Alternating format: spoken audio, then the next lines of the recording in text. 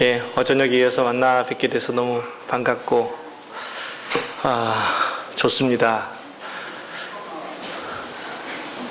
제가 3년 반, 전에, 선교사의 부름을 받아서 비엔나에서 작은 교회를 섬기고 있고요.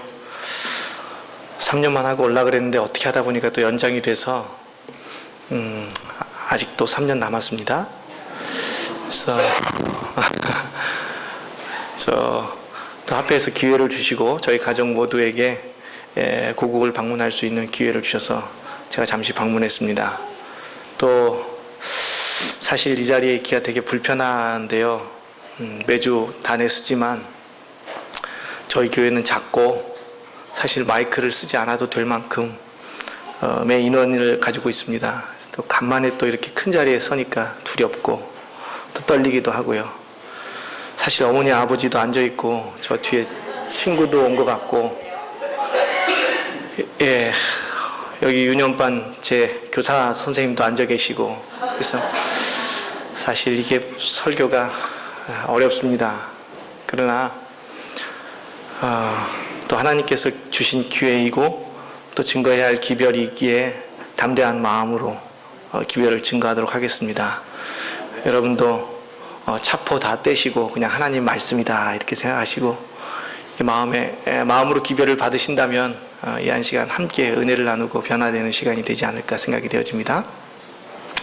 우리 하나님의 말씀 요한복음 4장 46절부터 54절에 있는 말씀을 같이 나누겠습니다. 요한복음 4장 46절부터 54절.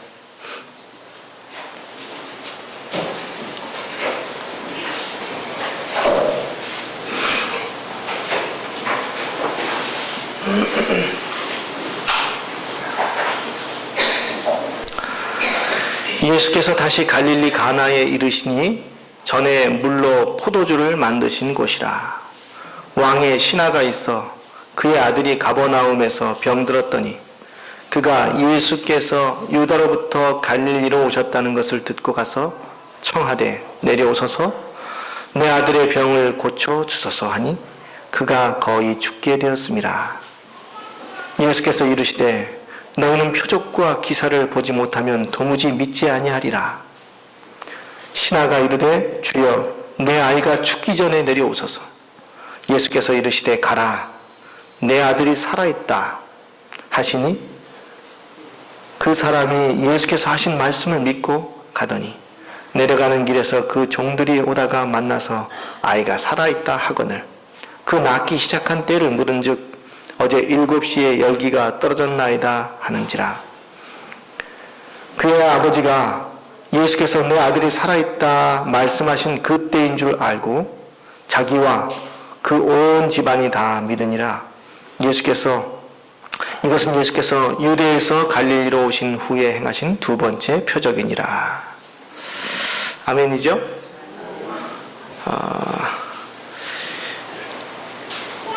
이 얘기는 성경에 많이 등장하는 이야기인데요. 비슷한 얘기가 있습니다. 마태복음 8장 5절부터 13절, 누가복음 7장 1절부터 10절에 나오는 백부장의 하인의 이야기와 매우 흡사합니다. 그래서 많은 사람들이 이것은 같은 얘기인가 다른 얘기인가에 대해서 혼란스러워해요. 그러나 대개의 성경학자들은 이것은 다른 이야기다라고 믿고 있습니다.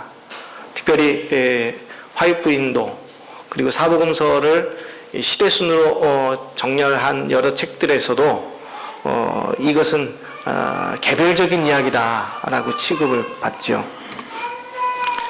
이야기를 조금 더 진행을 해야 되겠네요. 여기에 등장하는 주인공이 물론 예수님을 제외한다면 왕의 신하죠.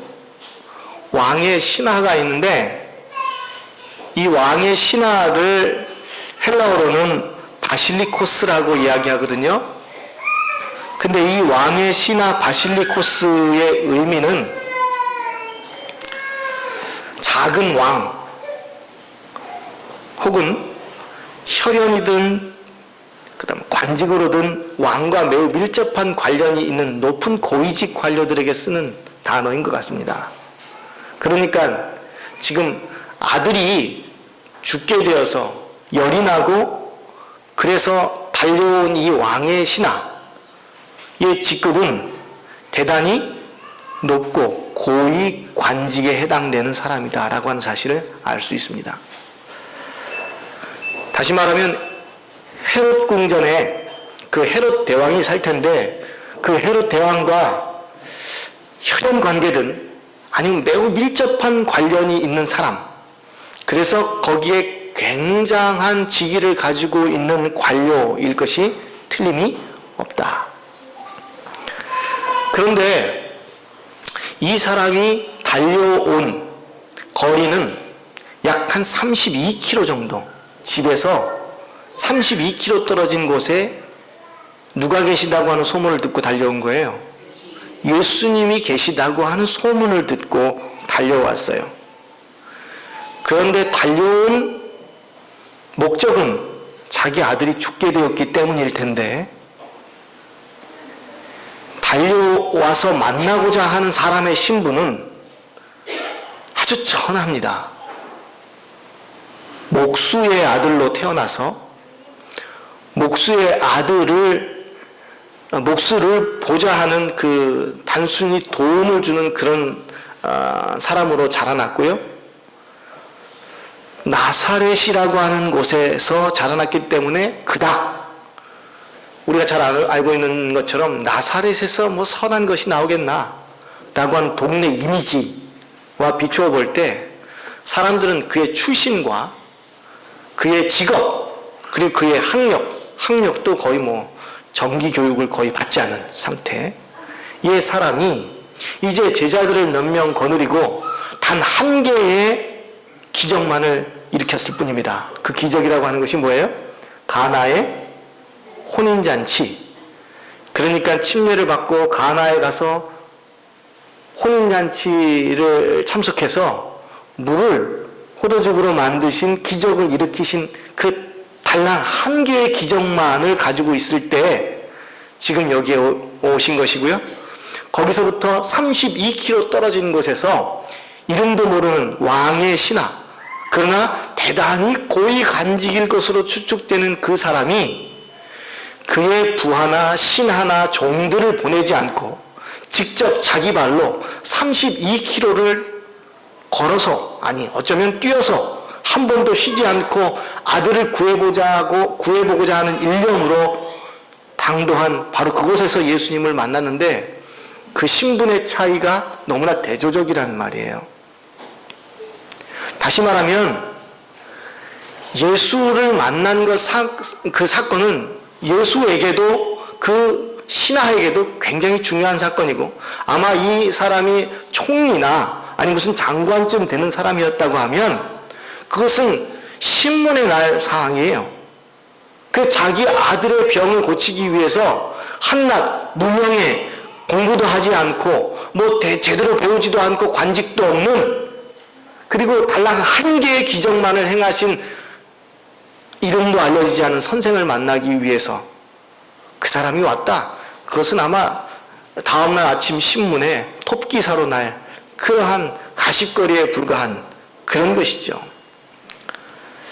우리가 단정할 수 없지만 원문에 보면 관사가 붙어 있습니다.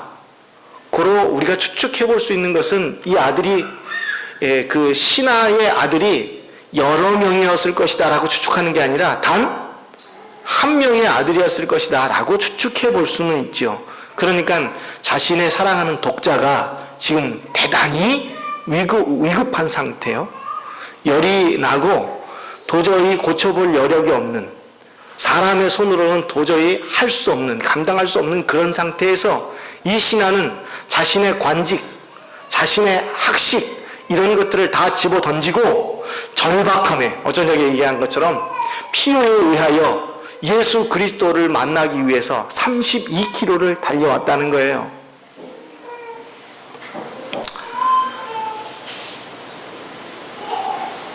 예수 그리스도의 도움을 받기 위하여 그가 달려왔습니다. 그가 달려오기 위해서는 자신의 궁핍함을 인정해야 해요. 어제도 얘기했죠. 많이 가진 사람, 겸손함이 없는 사람, 하나님이 정말 필요하지 않은 사람은 그 기도에 절박함도 없고 자신의 가진 것 때문에 하나님을 만나기가 매우 힘들어요. 그래서 하나님을 만나는 사람들의 첫 번째 조건은 자신의 궁핍함에 눈을 떠야 해요.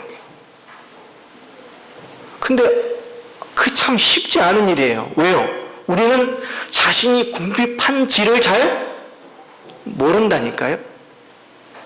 그래서 내가 저 사람을 만날 때에 내게 유익이 되는가를 자꾸 따지게 돼요.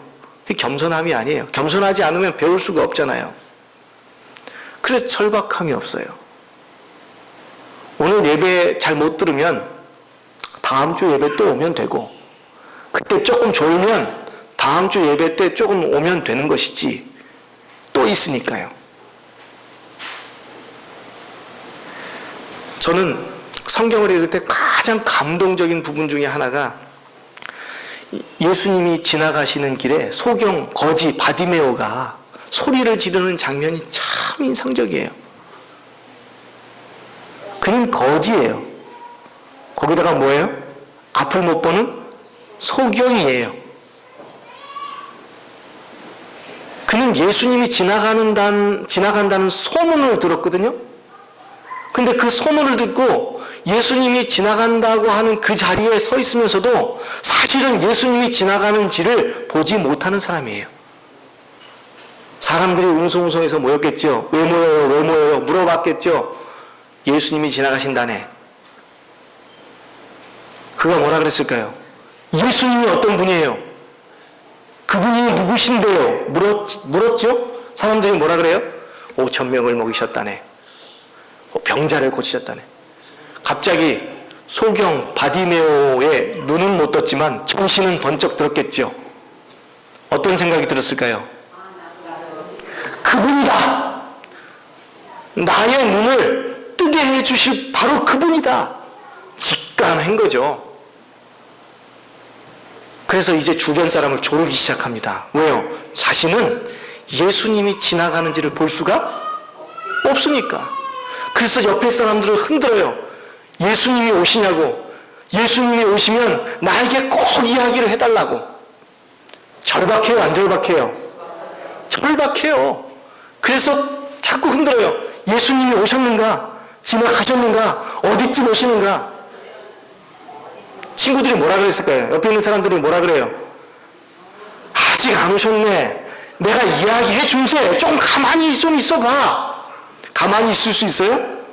1분을 못 버티고 오셨는가? 어디쯤 오시는가? 보이는가? 나한테 꼭 내 앞을 지나갈 때 얘기해 줘야 되네. 그냥 지나가게 해서는 안 된다네. 얘기했어요? 안 했어요? 얘기를 했어요. 몇 번을 묻고 물어서 이제 드디어 옆에 있는 사람이 아마 귀찮아서라도 오신다. 내 앞을 지나가신다. 라고 얘기했겠죠. 기회를 봤어요. 그 다음에 소경 거지 바디메오가 뭐라고 합니까? 다윗의 자손이여 나를 불쌍히 여기소서. 얼만큼 크게 했어요? 여기 소경 바디메오만큼 크게 하실 분 계십니까? 여기는 소경 바디메오처럼 절박하지 않아요? 또 한 가지, 여기에 하나님의 성령, 하나님이 현현하신다고 하는 사실을 믿기가 어려워요. 두 가지 때문에 우리는 소리 지르기가 겁나죠. 소경 바디메오는 예수님이 지나가는다는 소식을 듣고 다윗의 자손이여 나를 불쌍히 여겨서 아마 엄청나게 젖먹던 힘까지 그냥 보내지 않겠다는 심정으로, 사람들이 많으니까 내 소리가 그 사람들에게 묻혀서는 안 되니까 엄청난 큰 소리로 다윗의 자손이여 나를 불쌍히 여기셔서 매달렸어요. 사람들이 하도 소리를 지르니까 조용히 하라고 얘기를 합니다. 멈췄습니까? 멈추지 않아요. 누가 볼 때까지요? 예수님께서 나를 볼 때까지. 그게 소경 바디메오의 정신이에요. 우리가 예배 때 그 정신만 가지고 오신다면 아마 예배 때마다 여러분들은 하나님을 경험하게 되십니다. 하나님의 임재를 경험하게 되셔요. 하나님의 은혜가 무엇인지, 축복이 무엇인지를 맛보게 되세요. 첫 번째, 우리는 궁핍함에 눈을 떠야 해요. 절박함이 있어야 해요. 그 절박함이 포기할 줄 모르는 신앙을 만들게 됩니다. 두 번째, 이 신하는 예수님을 만났어요. 그리고 자신의 아들의 상태를 고합니다. 그랬더니 예수님께서 아유, 이렇게 높으신 분이 오셨으니 내가 당장 가지요 라고 얘기해 주실 줄 알았는데, 예수님은 가끔 엉뚱한 얘기를 하세요. 이게 누구한테 하는 얘기인지도 잘 모르겠어요. 갑자기 그 신하와 여러 사람들이 같이 있었겠죠? 그때 뭐라고 얘기하는가 하면, 사람들은 표적과 기사를 보지 못하면 도무지 믿지 아니한다. 여러분이 제가 기도를 하면 여러 난치병들을 고칠 수 있는 능력 있는 목사라고 생각해 봅시다. 그러면 여러분들이 제게 참 어렵게 부탁해서 줄을 굉장히 많이 서야 되는데, 그 성남 중앙교회 출신이라는 그거 하나 가지고 저한테 신청을 했겠죠? 그래서 줄도 좀 짧게 쓰시고 오시려고 할 거 아닙니까?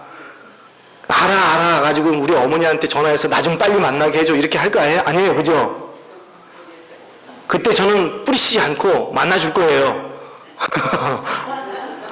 그렇게 해서 딱 오시면 제가 이렇게 얘기한다고 칩시다. 예수님처럼. 이 사람들은 표적과 기사를 보지 못하면 도무지 믿지를 못하는구나. 이게 지금 바른 말이에요? 경우에 합당한 말이에요? 여러분들이 그 말 들은다면 기분이 어떠실까요? 기분 나빠요. 가고 싶은 생각이 들 수도 있어요. 내가 누군데? 라는 생각이 들 수 있겠죠? 나는 지금 왕의 친척일지도 모르고 고위 관료인 왕의 신하인데, 이 낮고 천한, 이 하나밖에 기적을 행하지 않은 이 예수가 나를 무시한 것 같은 생각이 들 때 뭐라 하겠습니까? 저 같으면 욕이나 한마디 하고 집에 가든지, 아니면 자신의 부하를 시켜서 이놈 당장 어렵게 해줘라, 세무조사를 하든지 뭐 이게 다 해가지고 얘 감옥에 쳐넣으려고 애를 썼을 겁니다.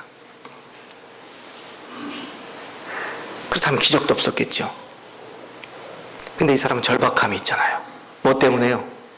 아들을 살리고 싶은 그 한 가지의 마음 때문에 포기될 줄 모르는 신앙을 합니다. 이 이야기를 듣고도 다시 한번 예수님께 간청하잖아요.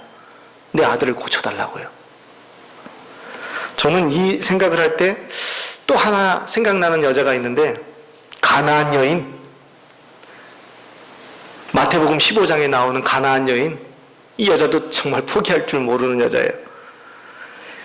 예수님을 만나러 왔어요. 식사하셨을 때인지도 모르겠어요. 방해를 했는지 모르지만 예수님께 절하여 주여 저를 도우소서라고 크게 소리를 지릅니다. 그때 예수님께서 뭐라 그랬어요? 자녀들의 떡을 취하여 개들에게 던짐이 마땅치 아니하다. 요 정도 되면 집에 가야 되는 거예요, 그죠? 그러니까요. 그 절박함 때문에 이 여자가 이러한 말도 안 되는 이야기를 듣고 난 다음에 이렇게 얘기하죠. 주여 올소이다마는 개들도 제 주인의 상에서 떨어지는 부스러기라도 주워 먹지 않습니까? 굉장합니까? 굉장한 믿음이에요. 왜 그 여자를 포기할 줄 모르는 믿음으로 만들었을까요? 절박해요. 그에게 하나님의 은혜가 필요하고 나음이 필요하고 구원이 필요하단 말입니다. 그래서 그가 지칠 줄 모르는, 아니 무시를 좀 당해도 포기하지 않는 신앙을 갖게 만드는 거예요. 이 왕의 신하가 그랬단 말이에요. 그의 믿음은 무엇인가? 절박함에서 시작했지만 포기하지 않는 믿음으로 바뀌어요. 예수님이 이 사람을 위해서 얘기한 건지 그 주변의 사람을 위해서 이야기한 건지 알지 못하겠어요. 그러나 그 이야기는 그 사람에게 과히 기분 좋은 얘기는 아니에요. 왜요? 그는 신분이 높은 고위직이니까. 그럼에도 불구하고 그는 다시 한번 예수님께 매달려 자신의 아들을 고쳐달라고 애원합니다. 사람의 진심이 어떤지를 확인하는 예수님의 방법이죠. 그 사람이 정말 진심으로 원하는가를 알기 위한 예수님의 물음이에요. 그러한 시험에 넘어지지 않고 절박함에 예수님을 끝까지 붙드는 바로 그 믿음이 우리에게 필요한 믿음인 거예요. 저는 예전에 그 경안천에 저희 어머니와 아버지와 함께 수영을 하러 간 적이 있습니다. 여름인데 아마 이쯤 됐을지도 모르겠지만요. 거기 갔더니까 다슬기라 그러나요? 그거 잡는 게 참 재미나요. 막 시간도 갈 줄 모르고 그냥 계속 잡아요. 근데 누구랑 같이 가는지도 기억이 안 나는데 제 친구 한 명이 같이 다슬기를 잡다가 발을 이렇게 더듬어가지고 다슬기가 있는 것 같으면 그냥 자맥질을 해서 꺼내 갖고 오는 겁니다. 근데 갑자기 이렇게 둘이 이렇게 나란히 이렇게 걷다가 이렇게 웅덩이 같은 곳이 있었던 것 같아요. 수영도 못하는 둘이 갑자기 쑥 꺼지는 거예요.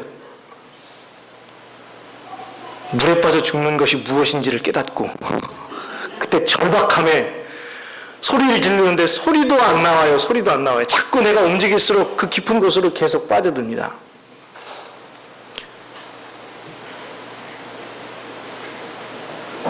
그래서 한 번 들어가고 두 번 들어가니까 정신이 이제 막 험해지더라고요. 어떻게 해야 될지.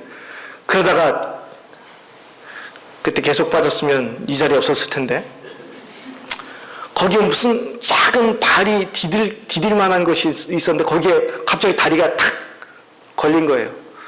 그걸 발로 치고 조금 점프처럼 이렇게 올라와서 간신히 그것도 그 모래 언덕처럼 둔턱이 돼가지고 올라오는 것이 자꾸 밟으면 자꾸 빠지니까 또 빠지고 해서 막 이렇게 해가지고 간신히 올라왔는데 제 친구도 빠져 있어요. 구해줘야 됩니까? 말아야 됩니까? 제가 그것을 판단하기 전에 저의 뒷목을 그 아이에게 잡혔습니다. 저는 조금 올라왔고 그 친구는 아직도 허우적대고 있어요. 근데 그 친구 때문에 제가 올라서기가 매우 어려운 상황이에요. 안전한 곳에 발을 디뎌야 그 친구를 구해줄 텐데 그게 참으로 어려워요. 아마 제가 인생에 있어서 멱살을 몇 번 잡혀보지 않았지만 그렇게 세게 잡혀본 적은 그때가 처음입니다. 절대 놓질 않아요. 아니 막 비키라고 해도 놓질 않아요. 하나님이 보호하셔서 간신히 둘 같이 나왔습니다. 아마 떠내려가서 조금 낮은 곳으로 떠내려간지 모르겠지만 하여튼 그때 그 친구 저랑 생사를 같이 했어요. 그리고 나와보니까 다른 친구가 또 빠져가지고 이렇게 인공호흡을 하고 있는 것을 진짜 봤어요. 어렸을 때 굉장히 큰 충격이었고요. 그때 이후로 저는 강가에 가서 수영하지 않습니다.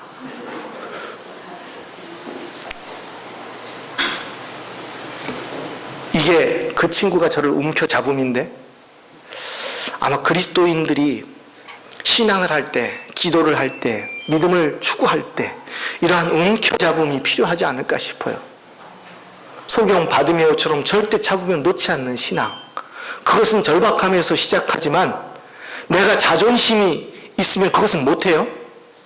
예수님께서 자존심 상하는 상황을 만들어 주실 수도 있으니까 내가 끝까지 놓지 않는 신앙을 할 수 있는 것은 그 자존심마저 버릴 때인 거죠. 그래요, 저는 개예요 라고 인정할 때가 예수님께서 우리의 기도를 응답하여 주실 때가 아닌가 생각이 되어집니다. 그래서 기도의 응답은 교만함을 버리는 거예요. 아직 교만하다면 하나님의 말씀에 순종하기에 앞서서 그 말씀이 내게 맞는가 해석하게 되고 정적인 수용이 아니라 그것이 나의 유익한가를 저울질하게 됩니다. 결국 나아가서는 교만은 하나님을 판단하게 되고 이것이 될 일인가 안 될 일인가를 내 스스로 내 이성으로 판단하게 된단 말입니다. 그래서 우리의 신앙은 굳건하게 붙들지 못하고 흐트러져요. 성경의 많은 믿음의 노력들을 살펴보십시오. 먼저 계산하였더라면 한 발짝도 움직이지 못했을 사람들이 투성이지요. 아브라함이 그랬잖아요. 계산했습니까? 어디로 갈까요? 물어봤습니까? 묻지 않고 따지지도 않고 그저 발길을 내디뎠단 말이에요. 전적인 순종이 그를 믿음의 조상으로 만들었어요. 계산하면 믿음을 시작할 수가 없어요. 믿음의 노덕들은 계산하지 않고 순종해서 그 일을 이루어 나갑니다.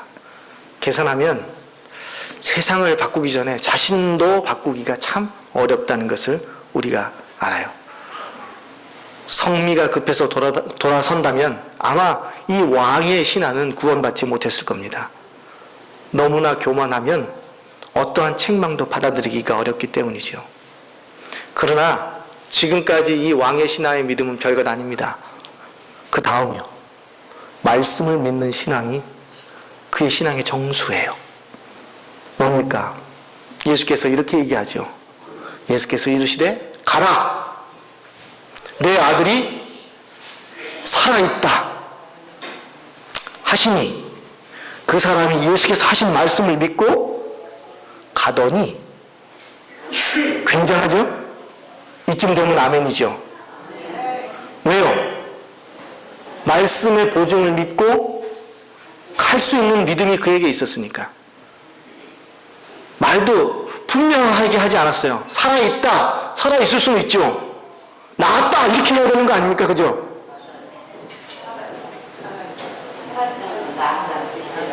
그랬을까요? 살아있다. 여전히 살아있다. 어쨌든 이 사람은 그것을 믿었고요. 자기 나름대로 나았다라고 해석했겠죠. 그리고 그 말씀으로 믿고 다시 32km를 집으로 향해서 걸어가요. 32km는 하루길이 넘죠. 뭐 빨리 걸으면 갈 수 있을지 모르겠습니다만은 불가능할 겁니다. 그죠? 그 말씀을 믿고 가는 것, 이게 쉬운 일이 아니에요. 여러분, 일주일 동안 어떤 사람은 마음에 고생이 있었고 또 어려움이 있었고 시련이 있었고 또 아픔이 있었고 절박한 심정으로 하나님께 기도했을 텐데요. 오늘 내가 예배에 가서 하나님을 만나리라, 그곳에서 내 인생의 문제를 한번 내어놓고 하나님께 기도하리라 결심하고 오신 분들도 있을 겁니다. 그런데 어디 비엔나에서 온 목사가 와서 설교를 하는데 말씀만 믿고 가라니 그 시원하지 않잖아요. 사실 우리의 믿음이 히브리서 11장의 정의대로 한다면 뭐예요? 믿음은 보지 못하는 것의 증거, 보이지 않는 것을 보이는 것보다 훨씬 더 보인다고 믿고 나아가는 거예요. 말씀은 그냥 들려지는 것인데 우리의 상황이 하나도 변하지 않고 내 몸이 하나도 변하지 않은 것 같은데 내가 나음을 입었다라고 하는 확신을 가지고 나아갈 수 있는 것, 그것이 바로 믿음이라고요. 여러분은 오늘도 말씀을 들고 나아가셔야 합니다.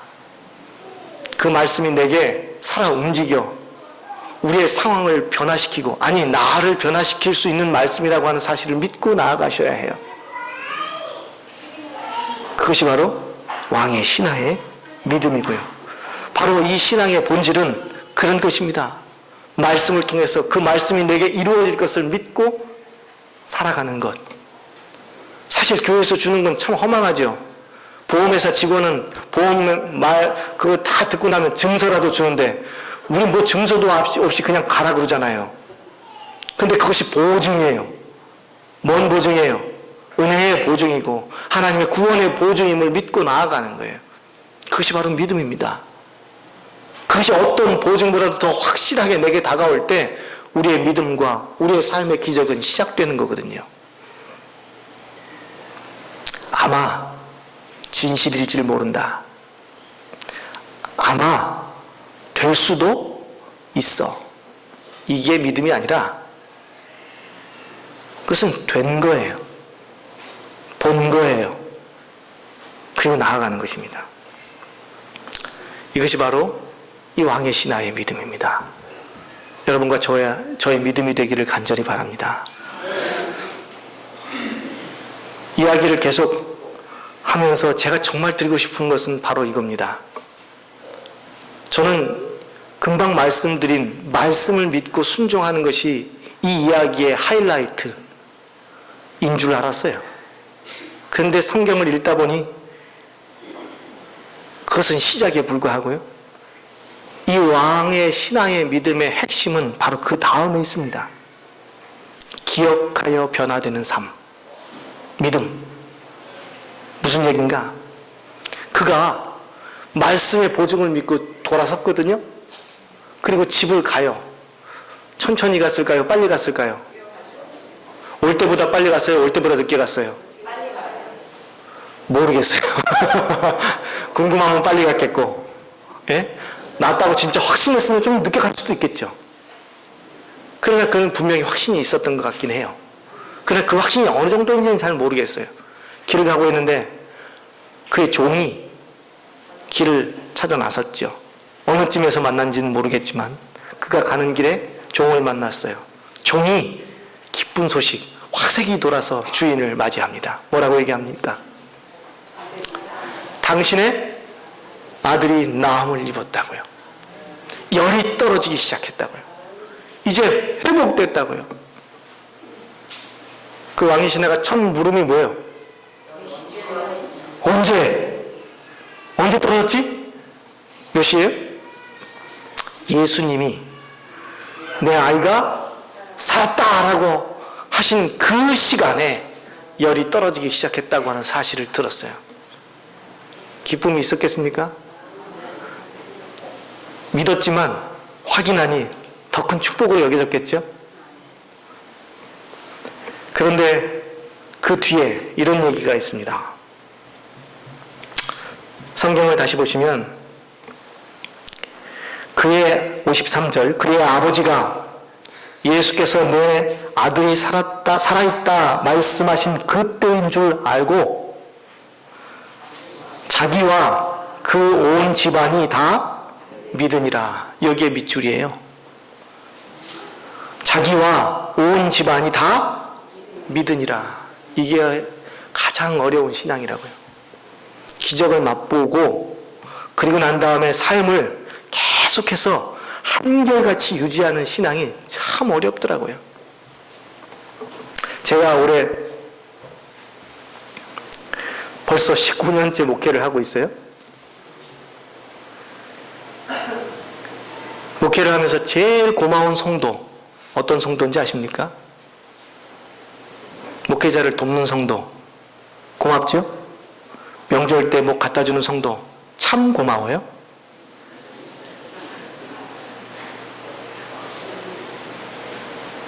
목회자를 괴롭히지 않은 성도는 더 고맙죠? 근데 이것보다도 진짜 고마운 성도는 뭔지 아십니까?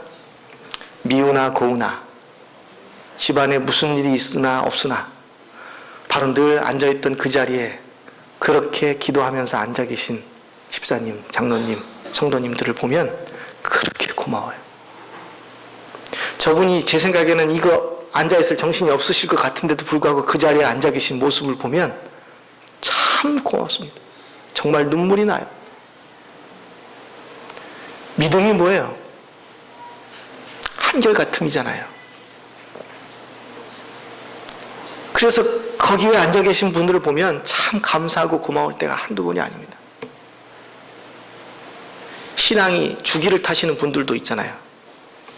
좋았다가 떨어졌다가 좋았다가 떨어졌다가 그 사람 불 붙으면 주변 사람들이 못 말릴 정도로 불 붙는 사람 있죠. 떨어지면요 세상 근심 혼자 다 지고 가시는 분들이 있잖아요. 와 엄청나요. 근데 정말 고마우신 분은 그 믿음을 한결같이 증거하고 지켜내시는 분들, 그런 분들은 참 고맙습니다. 왕의 신하를 이야기해 보자고요. 왕의 신하는 고위직 관료라고 했죠. 왕의 친척일 줄도 모른다고 얘기했잖아요.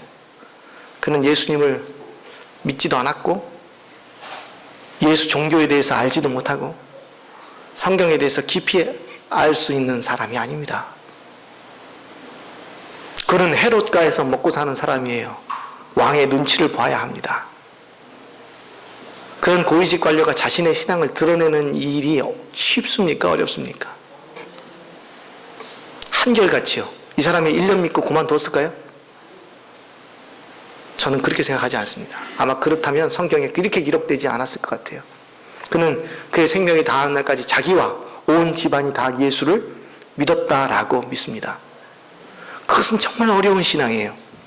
한 번 구원받는 신앙, 그것도 참 좋은 믿음이지만 그의 믿음은 그 다음번에 성경에서 기록되지 않은 바로 그 다음 삶에 있다고 생각이 되어집니다. 그가 법정에 설 때, 그가 관직에 있을 때, 그가 왕 앞에 설 때 그가 예수 그리스도를 믿는 것을 드러냈다는 것입니다. 다 침례를 받고 다 예수 그리스도를 믿는다고 하는 사실을 어디에서나 시인하는 삶을 살았고요. 그의 한결같은 믿음 때문에 그의 온 집안이 다 구원받은 거 아닙니까? 그건 참 어려운 신앙이에요.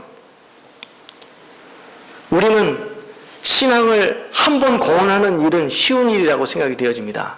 그러나 그 신앙을 지키는 일은 참 어려운 일이죠.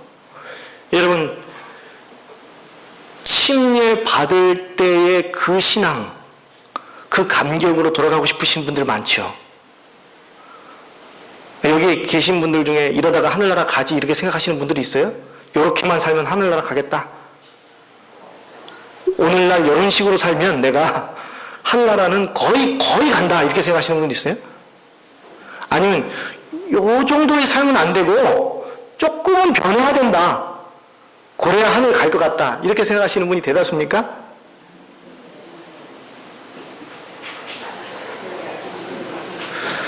구원의 확신이 별로 없으신 것 같은데요. 선물 하나 드리죠. 구원 웬만하면 받습니다. 아니, 이렇게 사셔도 웬만하면 받아요. 구원 받기가 쉬워요? 못 받기가 쉬워요? 이건 진짜 쉬운 일이에요. 뭘 안 해도 구원받는 일은 참 쉬운 일이에요. 그러니까 너무 어렵게 살지 마시고 구원받은 사람처럼 사셔도 돼요. 구원 못 받는 건 참 어려워요. 이런 구원의 시스템으로 봤을 때 이건 되는 일이에요. 저는 가끔 그 라디오에서 흘러나오는 이야기를 들으면서 퀴즈 문제를 봐요. 라디오 뭐 상식 퀴즈 이런 게 가서 뭐 몇 번으로 전화하셔가지고 문자 남겨주시면 그 상품 준다고 하잖아요. 근데 거기에 문제가 뭐예요? 엄청나게 쉬운 거예요. 그리고 뒤에 힌트까지 주는 답을 다 거의 가르쳐줘요. 이건 맞추라는 거예요? 떨어지라는 거예요? 그 많이 전화하라는 얘기잖아요. 그러면서 뭐라 그래요? 전화하실 때는 50원의 문자 요금을 받습니다. 이렇게 얘기하잖아요. 일단 무조건 많이 받아요. 그리고 그 중에서 한 명을 추첨해서 상품 주는 제도예요. 구원은요, 전화하는 사람 다 받아요. 그죠? 이거는 문제가 되게 쉬워요. 구원 어떻게 받는지 모르시는 분 여기 계십니까? 요한복음 3장 16절 뭐라고 해요?